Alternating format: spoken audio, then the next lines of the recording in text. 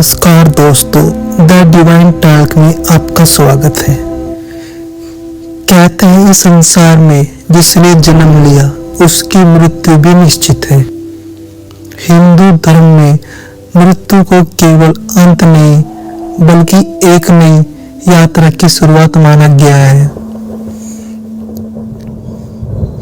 लेकिन क्या आपने कभी सोचा है कि जब किसी के घर में मृत्यु होती है तो सब को एक पल के लिए भी अकेला क्यों नहीं छोड़ा जाता? रात भर परिवार का कोई न कोई सदस्य लाश के पास क्यों बैठा रहता है?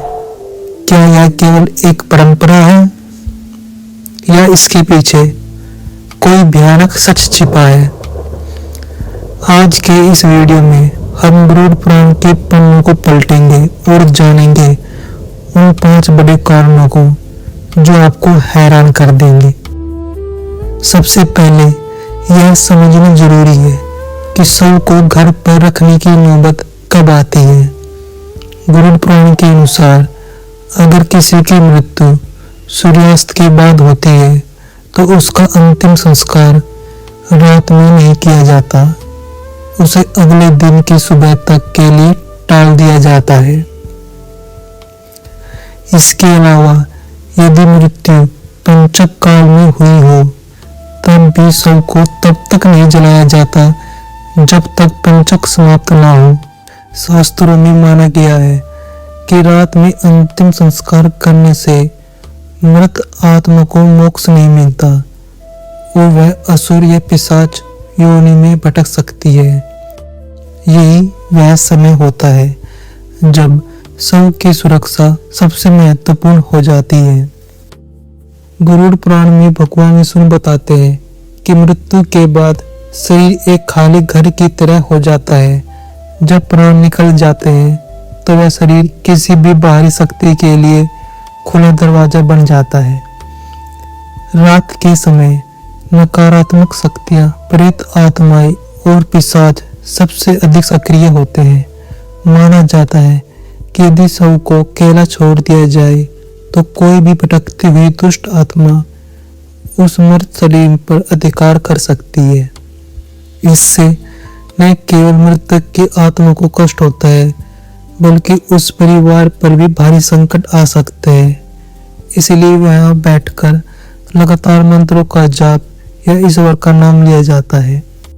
शव को अकेला न छोड़ने का बहुत बड़ा व्यावहारिक कारण जंगली जानवरों और पालतू पशुओं से सुरक्षा है।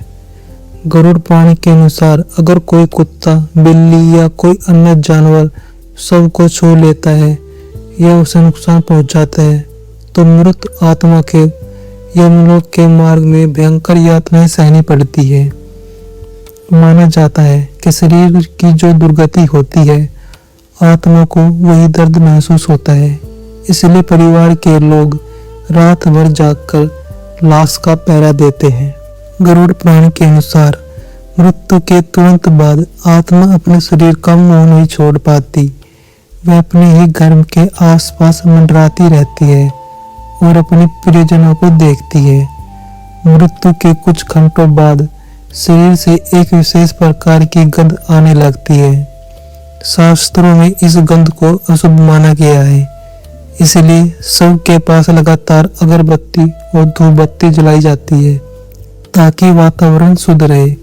साथ ही शव के पास घी का दीपक जलाया जाता है जिसे यम का दीपक भी कहा जाता है ताकि आत्मा को प्रकाश मिले और वह अंधेरे में न भटके।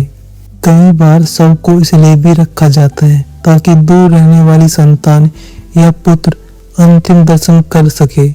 गरुड़ पुराण में लिखा है, जब तक पुत्र मुख नहीं देख लेता तब तक आत्मा को शांति नहीं मिलती। इस दौरान शव की रखवाली करना अनिवार्य है ताकि वह शरीर पूरी तरह सुरक्षित रहे और अंतिम संस्कार विधि विधान से पूरा हो सके।